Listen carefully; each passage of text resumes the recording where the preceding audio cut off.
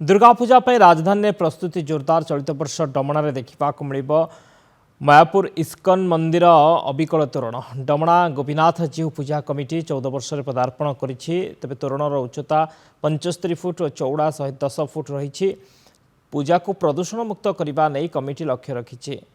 मां मृण्मयी मूर्ति रे एवर्ष मध्य रासायनिक रंग व्यवहार हेबो नाही। चांदी मुकुटरे झटकिबे मां।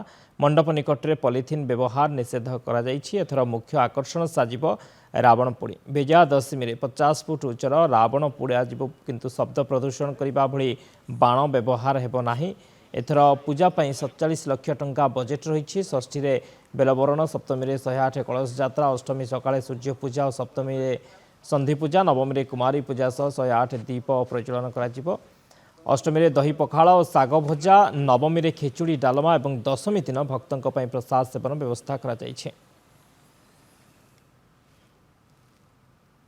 सप्तमी दिन अच्छी डांस माने अष्टमी अच्छी मेलोडी तापर अच्छी डांस तापर मेलोडी आम 4 दिन मेलोडी और डांस अच्छी आ भजन अच्छी केवल माने षष्ठी दिन।